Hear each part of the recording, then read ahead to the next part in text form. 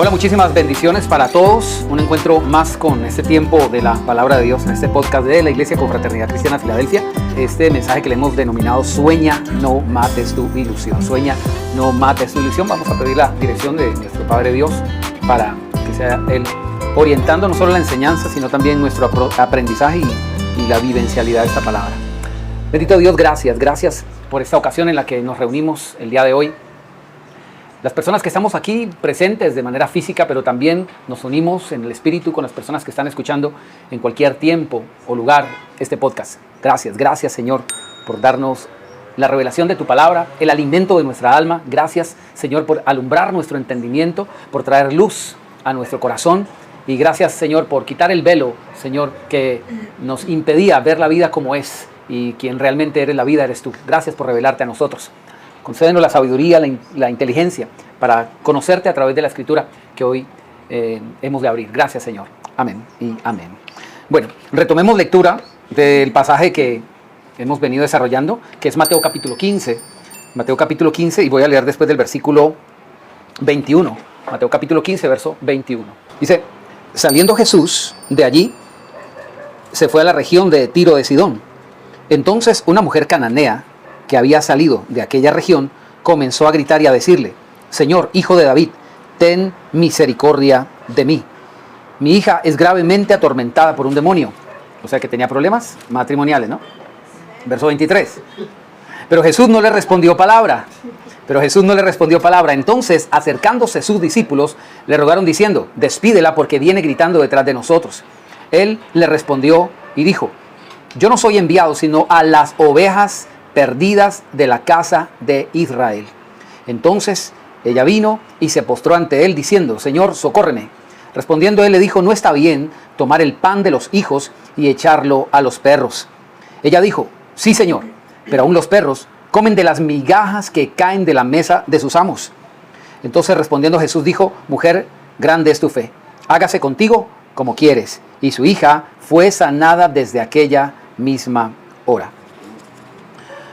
En el contexto y a manera de repaso, en el contexto histórico en el cual está enmarcado este pasaje, vale aclarar que el título de por sí que lleva esta porción bíblica, la fe de la mujer cananea, es como un contrasentido, es algo que no es del todo... El asunto es que es un contrasentido. Recordemos lo que era la mujer cananea, de una región de Canaán, donde habitaba un pueblo que era llamado los samaritanos. Recordemos a manera de repaso. El pueblo de Dios, el pueblo de Israel, en algún momento determinado, después de la muerte del rey David, se separó, se dividió. Recuerde que David tuvo 2 hijos, Robán, etc. Bueno, no quiero meterme en detalle con eso. El reino se dividió, el reino de Israel. Recuerde que el reino de Israel, el pueblo de Israel, estaba dividido en 12 tribus, en 12 pueblos. ¿Se acuerdan? De Leví, de Manasés, Neftalí, Rubén, y todas esas 12 tribus. Estaban distribuidos en determinado sector, en algún lugar que se llamaba la Tierra Prometida. Y cada uno tenía su espacio territorial. Pero, después de la muerte de David, de las 12 tribus, 10 que estaban en la parte norte de todo ese asentamiento en el cual ellos estaban, en la Tierra Prometida, las 10 tribus del norte, tenían un pensamiento divisorio en cuanto a lo que Dios les había dicho. Resulta que en la parte sur de todo ese territorio, donde estaban asentadas 2 tribus y medio, era el territorio donde Dios les había ordenado que edificaran un santuario, es decir, un lugar donde todo el pueblo de Israel debía ir a adorar allí. Había muchas fiestas en aquellos tiempos, en las fiestas religiosas, donde todo el pueblo, de todo lugar donde viviese, tenía que venir allí a adorar a Dios en ese sitio donde se había edificado el templo, ese es el santuario. Y siempre tenían que venir allá. Y si vivían bien en el norte, les quedaba obviamente muy lejos. ¿Y se acuerda que en ese tiempo llevaban ofrendas de animales? Imagine uno ir con bueyes, con vacas, con becerros, con toda la familia, con los esclavos, con toda la gente. Eso era tremendo. Y los buses no eran muchos y el servicio de Uber era carísimo. Entonces, desplazarse era un poquito complicado. Entonces, 10 tribus, los del norte, dijeron: ¿por qué tiene que ser solamente en Jerusalén donde se adore a Dios? Alguien dijo: hagamos otro santuario, y lo pusieron en un lugar que se llamaba Silo. Y allí también se hicieron un santuario. Y ellos decían: aquí vamos a adorar a Dios. Y se hicieron imágenes de ídolos y empezaron a adorar supuestamente al Dios del cielo, al Dios de la Biblia, con un culto todo extraño. El punto es que ellos dijeron: pues eso está muy lejos, ¿quién va a ir por allá? Nosotros también tenemos nuestro lugar de adoración. Entonces, el pueblo que realmente adoraba en Jerusalén, en el templo donde Dios había dicho, dijeron, esta gente son infieles. De las 12 tribus, solo 2 eran fieles. Eso es lo que se llama un remanente, un grupo pequeño del pueblo de Dios que seguía a Dios de manera perfecta en su corazón. Los demás eran considerados paganos. En el lugar donde estaba el sitio que ellos hicieron para adoración se llamaba Samaria. Por eso ellos eran llamados samaritanos.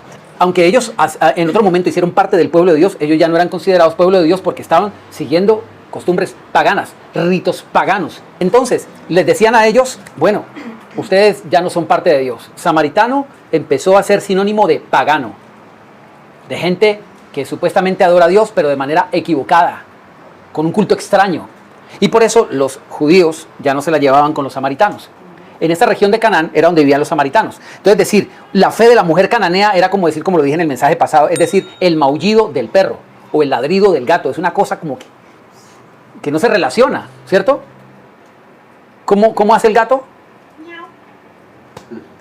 Maulla. ¿Cómo se llama el sonido que hace el gato? Maullido, ¿cierto? Decir que un perro maulle es algo extraño. Y decir que un gato ladre es algo extraño. ¿Cómo se llama el sonido que hace el burro? Rebuznar. El de la oveja. ¿Lo sabe? Balar.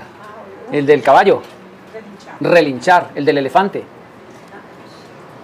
¿Lo sabe? Se llama varitar, para que lo sepa.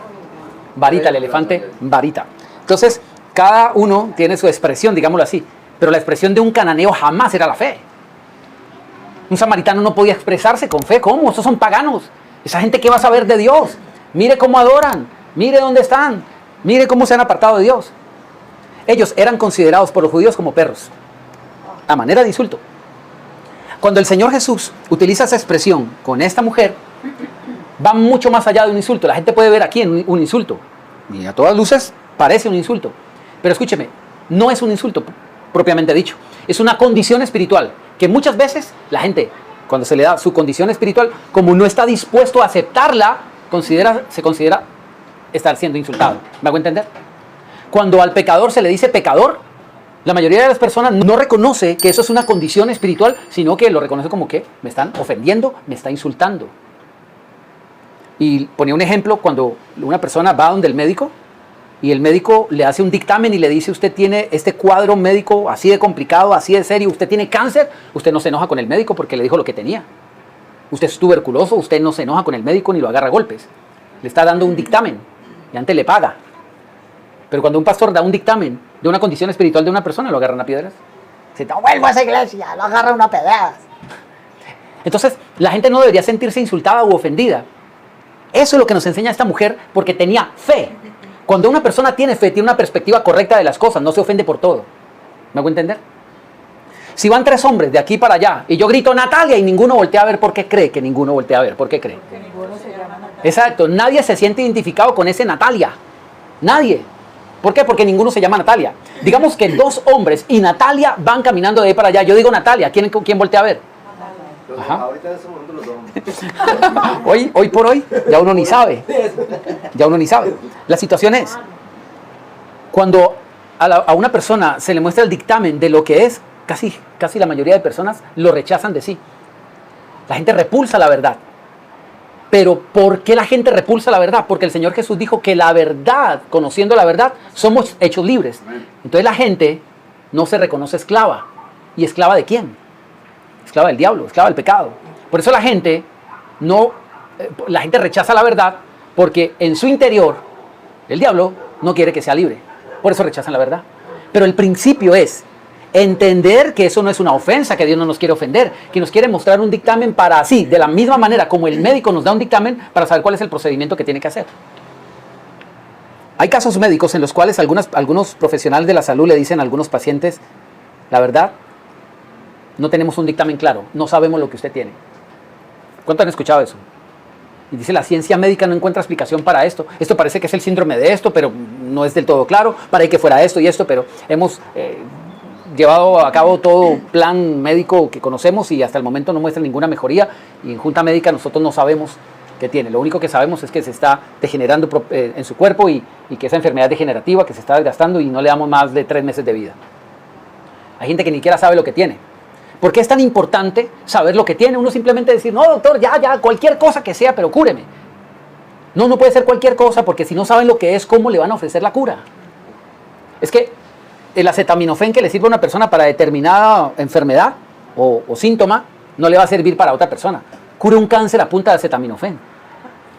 Le resulta a otro por otro lado, ¿verdad? ¿Me hago entender? Entonces, la cura está orientada de acuerdo al dictamen que tiene la persona. Cuando una persona rechaza el dictamen, evidentemente no va a tener un proceso adecuado para liberarle. ¿Me hago entender? Uno tiene que reconocerse que es un dictamen espiritual. Cuando el Señor Jesús le dijo a ella, los perrillos, no está bien echar el pan de los hijos y echárselos a los perritos o a los perrillos o a los perros, fue literalmente la expresión que el Señor usó. Ella no se sintió ofendida porque ella sabía cuál era su condición. Ella sabía que era considerada por causa de sus antepasados perros. Pero ella dijo, bueno, eso es lo que vamos a desarrollar. Como manera de repaso fue esta introducción. La Biblia dice que el Señor Jesús, saliendo de la región, se fue a esta región de Tiro y de Sidón, donde están los samaritanos. Y dice que una mujer cananea que había salido de aquella región, dice, comenzó a gritar diciéndole, esto es importantísimo, la mujer llegó gritando. Y mire lo que gritó. Usted encuentra en varios pasajes de la Biblia que muchas personas con muchísimas necesidades vienen gritando delante del Señor, pero la mayoría de la gente que gritaba su necesidad, gritaba su enfermedad. Jesús, ten misericordia de mí, sáname. Señor, mira mi necesidad, ayúdame. La gente clamaba, era lo que padecía, lo que le dolía, lo que le molestaba. Pero esta mujer llegó gritando otra cosa. Lo que gritó, lo que dijo a todo pulmón es, Jesús, hijo de David, Señor, hijo de David, ten misericordia de mí. Esto es una expresión que no es sencilla. Aquí está reconociendo que Jesús es el Salvador. Y ella no era judía. Es decir, lo que no pasó en el pueblo judío está pasando en un pueblo que nadie esperaría que ocurriera. Que la gente reconociera que Jesús era el Mesías. Muchos de los judíos no creían que Jesús era el Mesías porque ellos estaban esperando. El Mesías significa libertador, el que Dios ungió, el que Dios escogió para libertar a su pueblo. Y todos pensarían que era un gran rey, pero humanamente o terrenalmente hablando, lo que ellos querían ver era que fuera un rey. Pero resulta que este rey no nació en cuna de oro, no nació en un palacio, nació en un pesebre. O sea, eso era mal testimonio. ¿Cómo va a venir eso del cielo? ¿Cómo va a ser él el Mesías? ¿Cómo va a ser él el rey de Israel si mire dónde nació? Mire de quién es hijo. De hecho, se murmuraba que cuando María quedó encinta esperando a Jesús por el Espíritu Santo, dice la Biblia que lo que la gente murmuraba es que ella había fornicado. Y por eso a Jesús en un momento le dijeron, nosotros no nacimos de fornicación. Porque lo que todo el mundo hablaba de María era que había fornicado, que había caído. ¿Cómo empezar un ministerio con esa fama? La gente pensaba, y el voz a voz y lo que todo el mundo decía de Jesús es que su mamá había tenido un desliz. Y José, un tarado, que a pesar de eso, lo que todo el mundo dice que sabía, la aceptó. Eso era lo que había en las bocas de todos. Porque es que, para la gente, voy a hablar en los términos en los cuales seguramente se podía expresar la gente de allá. Ese cuentico de que el Espíritu Santo vino y... No, papito. Pero así ocurrió. Así pasó. Para los que tenemos fe, sabemos que María era virgen y que dio a luz del Espíritu Santo. Para los que tenemos fe, dije. Pero escuche que para la gente que no tiene fe, no solamente no es comprensible eso, sino que le tienen ya la respuesta a lo que ellos creen que ocurrió. Y es siempre lo peor. Escúcheme, es siempre lo peor. Entonces, la falta de fe estará conectado a lo peor. Pero la fe siempre estará conectado a lo que es. Y lo que es lo mejor. Eso nos muestra un panorama que cuando tenemos fe, tenemos una capacidad de acceder a lo bueno, a lo que es, a la verdad y a lo mejor. Pero cuando no la tenemos, siempre estamos en un nivel donde estamos no solamente negando lo que es, negando la verdad, sino viendo todo un panorama sombrío, oscuro, donde no va a surgir nada, donde nada va a darse. La gente que no tiene fe no significa que no la tenga en Dios. Usualmente la gente que no tiene fe en Dios casi siempre la tiene en otra cosa. Hay gente que cree en sí mismo. Hay gente que cree en una mata. La mata es Ávila, por lo menos acá en Colombia, yo no sé en otros países. Hay gente que cree exacto en la herradura o en no sé qué detrás de la puerta, qué sé yo.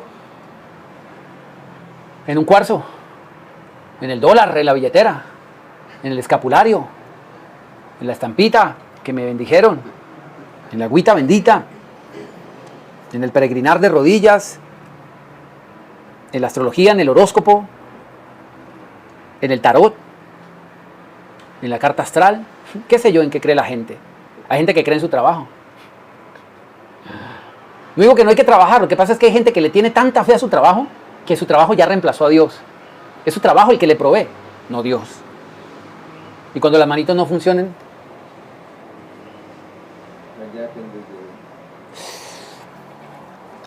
conozco una persona, lo digo de manera respetuosa,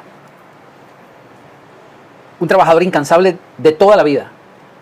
Como dirían los colombianos, y esto para las personas que están escuchando en el extranjero no es una grosería, en Colombia hay una expresión que refiere a estas personas que son tenaces para trabajar, arduos, le llaman berracos.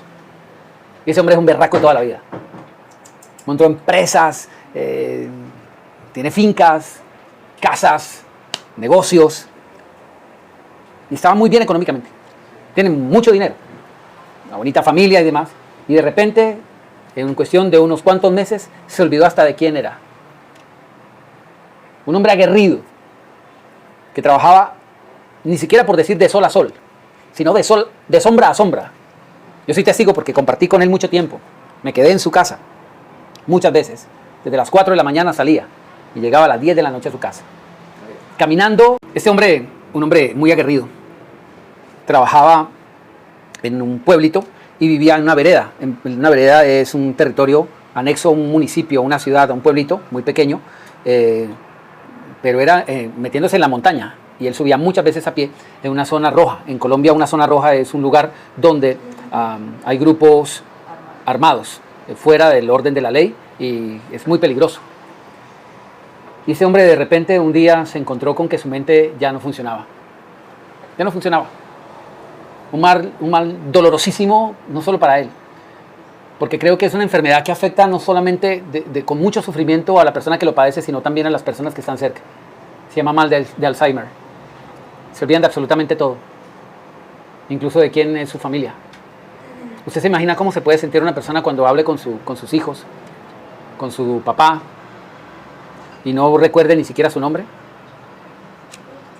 Y es una persona que admiré muchísimo, respeto muchísimo, y me dio profundísimo dolor verlo caminando como un bebito que lo tengan que llevar, y caminaba así.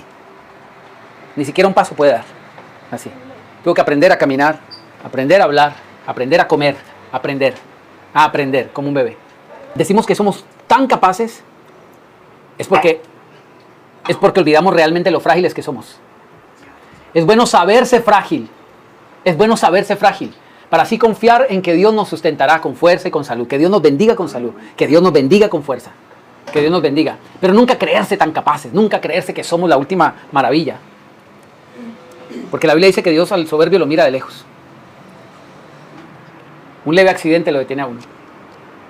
Estos días me comí un cuerito, puede creer, y mire cómo está este dedo hinchadísimo. Y me ha impedido hacer tantas cosas. En serio, me veo impedido en hacer cosas muy elementales. Y digo esto. Ahora, hermano, usted con ese pinchadito, hermano. Pero bueno, por lo menos esa cabrilla está elegante. Démosle gracias a Dios por todo ese favor que ha tenido para con nosotros, por todas las cosas que nos ha dado, pero todo lo hemos recibido por su gracia y por su misericordia. Esta mujer expresó algo que tal vez nadie en el pueblo de Israel se había atrevido a decir, porque tenían miedo de ser encarcelados, expulsados de los lugares de culto, de las sinagogas, etcétera, etcétera. Esta mujer viene gritándolo a todo pulmón: Jesús, hijo de David, Jesús el Mesías. Para los judíos Jesús no era el Mesías, era un aparecido por allí, nacido de fornicación, un pobretón, amigo de prostitutas, de ladrones, de borrachos. De eso lo culpaban. No es amigo de los políticos, del Imperio Romano, de gente prestigiosa, de gente importante. No es como nuestros sacerdotes, oligarcas. Es alguien completamente diferente, que solamente se mezcla con la chusma y con la plebe. ¿Cómo va a ser él nuestro rey? Por eso ellos fueron los autores intelectuales y lo mandaron a matar. No creían en él. Pero una mujer que supuestamente no debería tener fue la que tuvo la única fe, que era el camino para salvar al pueblo de Israel. Y ella no era el pueblo de Israel y encontró su salvación. Y es más, se atreve a promulgarlo a todo pulmón, lo que muchos judíos que sí creían en Jesús no lo proclamaban, sino ¿cómo se dice? A murmullos, calladitos y bajitos. La Biblia habla en Juan capítulo 3 de un hombre llamado Nicodemo, que era uno de los principales de Israel, del pueblo de Israel, de los sacerdotes. Y dice que él andaba por allí como un camuflado, cristiano camuflado, por allá de incógnito, porque le daba miedo confesar de que Jesús era el Mesías. Así calladito, bajito hablaba, o ni hablaba. Dice la Biblia que él vino a buscar a Jesús de noche, porque le daba pena que lo vieran con Jesús, pero creía. Pero esta mujer sale a plena luz del mediodía, por decirlo así, gritando a todo pulmón: Jesús, hijo de David, Mesías, Salvador. Eso es una proclama que no todo el mundo tenía en sus labios, y el mundo entero estaba siendo testigo de lo que esa señora estaba diciendo, lo que todo el mundo sabía, pero no lo confesaba. Imagínense, ante esa confesión todo el mundo debería antes aplaudirla y decirle: ¡wow, wow! Y esta mujer ha tenido la valentía que ninguno de nosotros, inclusive los apóstoles, habían tenido la valentía de confesarlo. Un día Jesucristo les preguntó: ¿qué dice la gente de mí? ¿Quién soy yo? Y unos decían que eres fulano, que eres el profeta, que eres el carpintero, etc. Y luego el Señor les preguntó: ¿y ustedes quién dice que soy? Y todo el mundo calladitos. Solo un osado dijo: tú eres el Salvador de Israel. Pedro fue el que se atrevió a decirlo. Pero los demás. Y esta mujer que lo confiesa, que merecía el aplauso y la ovación de los apóstoles y de toda la gente que está allí, lo único que recibe es rechazo. ¿Cuánto les ha sucedido que cuando hacen todo bien, lo único que reciben es rechazo? ¿Solo nosotros? ¿Solo nosotros? Si le ha sucedido, bienvenido a la vida, bienvenido al planeta, porque esa es la escuela de formación. ¿Para qué nos ocurre eso? Para que nosotros no vivamos de los aplausos. Y eso de que en estos días veía una camiseta por allí que decía: eres suficiente. Porque hoy la psicología de hoy está sobando el alma de la gente para decirle: tú eres suficiente, tú eres suficiente, tú eres suficiente. Escúcheme. No somos suficientes. Y no porque tengamos que complacer a alguien para decirle: yo soy suficiente, vea, no. Es que nosotros no tenemos que vivir para el aplauso ni la aceptación de nadie. Si usted no se acepta, nadie lo va a aceptar y no tiene que buscar la aceptación de nadie. Escúcheme, nadie es suficiente. No, nadie. ¿Por qué? Porque nadie es perfecto, así de sencillo. Si usted no es suficiente, si la gente se cree suficiente, significa que simplemente está viviendo para la aprobación de otros. Para la aprobación de otros. Y nosotros somos insuficientes en mucho. Somos insuficientes en mucho. Nadie es perfecto en amor. Nadie es el mejor padre, nadie es el mejor hijo. Créame que he hablado con muchos papás, muchos, desafortunadamente, que han perdido sus hijos. He hablado con papás que han perdido hijos bebés, hijos pequeños, hijos de 6, 7, 8, 9, 10, 11, 12. Llevo un camino largo en esto.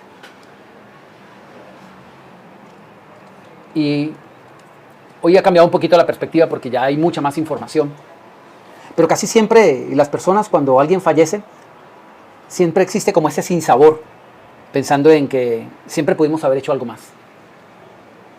Y la gente se lastima a sí misma, pensando en el día que se enojó con esa persona y no le habló, porque no piensa en el día que sí funcionó, aunque haya sido una vez. Yo me acuerdo una vez en mi vida que me levanté temprano para hacerle café con pan a mi papá porque era el Día del Padre. Un día. Y prefiero tener los mejores recuerdos en los que he sido buen hijo que ponerme a lamentar por todos aquellos episodios en los cuales no lo fui. Eso es una elección. Si usted quiere vivir para martirizarse y acabar con su propia vida, usted no va a ser feliz jamás. Es más, usted no va a ser usted. Usted permanentemente estará aniquilando ese usted que debería ser. La persona que debería crecer, usted la está golpeando, aniquilando, martillando y destruyendo cada día. En vez de construir su ser, usted lo está deconstruyendo y destruyendo. ¿Y eso se trata la vida? No. De eso no se trata la vida. No se trata de ser suficiente y de creerse suficiente. Se trata de saber que somos insuficientes, pero así es bueno ser amado y aceptado.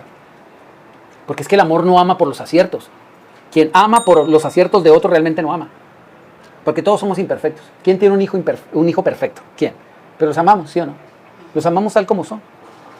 Nos sacan a veces la pepa, como dicen acá, pero los amamos, los amamos, los amamos, los amamos. Y es que el amor romántico a veces, como dice un filósofo, pensador, antropólogo, decía al respecto del amor romántico que le ha hecho tanto daño, decía que ese es un juego de egos.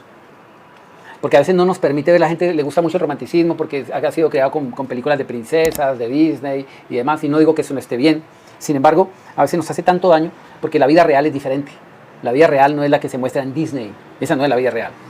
No, no es la vida real, ni tampoco la que se muestra en las redes sociales. La vida real es un poquito más fuertecita, más fuertecita. Aquí se sufre y se llora. Muchos de nosotros crecimos en el colegio leyendo historias bonitas, románticas, de los Montesco y los Capuleto. ¿Usted se acuerda quiénes eran ellos? Las familias de Romeo y Julieta. Fuimos al paraíso a ver el lugar donde se escribió la María, la hacienda, el paraíso se llama. Algo muy, muy bonito y nos gustan esas historias. Pero como es tan discordante eso, tan poético con lo que nosotros vivimos, nosotros decimos entonces nuestra vida es una miseria, porque no se parece a eso que me mostraron. Es que no se tiene que parecer. ¿Sí? Porque lo que se muestra en las redes y en las películas y demás es una ilusión. La Biblia dice que la vida es, la ilusión de este mundo es pasajera. La Biblia habla que en este mundo hay una ilusión que solo es pasajero. Y nosotros no buscamos lo pasajero, no nos enredamos en eso. Disfrutamos el día a día con todas las desavenencias, dificultades e imperfecciones que ella misma trae y la amamos así. Con todas las caídas y levantadas de nuestros hijos, de nuestros familiares, de nuestros papás, padre, madre, hijo, esposo, esposa, llámese como se quiera llamar. Es así, los amamos y nos aceptamos. Nadie espera una caída de un hijo, nadie espera un error de un padre, nadie espera un error de nadie. Pero eso es puro orgullo. Estar exigiendo perfección en los demás cuando ni siquiera nosotros la tenemos, eso es pura soberbia. Estamos viviendo una ilusión utópica que no existe, estamos viviendo en un mundo irreal. El reconocer la verdad, en este caso de esta mujer, Jesús, hijo de David, yendo en contravía de lo que todo el mundo pensaba. Escúcheme, eso es libertad, eso es libertad. Ella no le importó lo que pensara la gente, ella lo proclamó. ¿Cuántos de nosotros realmente podemos ser libres? Seremos libres cuando realmente no nos importa el criterio que tenga la gente de nosotros. Somos como somos, incluso con nuestras imperfecciones. O sea, no nos dormimos sobre ella para decir, bueno, me aceptan tal como soy. No, mejoramos, queremos cambiar. No por los demás, no por los demás. Obviamente nuestro cambio afecta a los demás. Y en suma cuenta, en parte sí lo terminamos haciendo por los demás, pero principalmente el objetivo es el nuestro, por mí. Por eso la salvación es individual. Tú no vas a poder salvar a tu sobrino, ni a tu esposo, ni a tu esposa. La Biblia dice que cada uno va a rendir cuenta a Dios de sí, de sí. Cuando nos presentemos delante de Dios no te van a preguntar, ¿y fulano de tal? Yo le invitaba a la iglesia y ese degenerado no quería venir. No le van a preguntar eso. Tú. Mi abuelito era cristiano. No, usted. Dios no tiene nietos. Tú. ¿Qué respuesta le vamos a dar a Dios? Es que yo me entregué tanto a la gente, yo era Teresa de Calcuta, me entregué por los demás y me descuidé a mí. No, ese no es el chiste. Exacto, que quería que lo llevaran en carreta. No. Pablo decía, no sea que yo, veniendo a ser heraldo para muchos, sea yo mismo descalificado. Es decir, fui mucho para la gente, me entregué por todo el mundo y me descuidé tanto. Ese amor sacrificial, a veces tan romántico que se nos vende, y digo, a veces, porque el amor en sí mismo es sacrificial, sí, el amor no busca lo suyo, dice la Biblia, ¿sí? Pero tenemos que entender mucho ese concepto. Cuando Jesucristo dijo, amarás al prójimo como a ti mismo, afirmó, como a ti mismo, no en vez de ti mismo. Es imposible amar a alguien si primero uno no se ama, es imposible. Todas las personas que tienen la capacidad de maltratar a otro de cualquier manera, emocional, verbal, de que sea, tienen que saber que tiene que hacer un dictamen, esa persona no se ama, punto. La raíz es esa, no se ama. ¿Qué le va a exigir amor a alguien? Es que no somos nadie para exigirle amor a alguien. No se ama. ¿Qué hay que tener con esa persona? Compasión. Orar por esa persona. Usted sabe las heridas que tiene, usted sabe cómo fue formado. Hablé con una persona de la fiscalía que se retiró de la fiscalía después de que tuvo que llevar un caso. Una mamá no soportó que su hijo llorara tanto, lo metió a la lavadora y lo mató. Obviamente prendió la lavadora. Puso música en alto volumen para no escuchar los gritos desesperantes de él. Mató al niño en la lavadora. El hombre estuvo en un tratamiento psiquiátrico de muchos meses y obviamente tuvo que dejar, porque ese fue uno de tantos casos. El tipo me decía, el mundo está loco, hermano. Yo dejé eso, se fue a cuidar matas. En serio. Por allá trabaja con una organización del gobierno, sembrando árboles por allá. Se fue a hacer eso. Porque el tipo tuvo problemas muy serios. ya no creía en nadie, empezó a tener resentimiento, odio por la gente, estaba muy mal. Y decía, pero uno se va a dar cuenta, se va a mirar el trasfondo de estas personas y es que no tenían nada más para dar. Es que la mamá de esa señora que mató a su hijo le quemaba la mano en en la estufa, le quemaba las manos en la estufa. Porque cogió 100 pesos. Cosas como esas.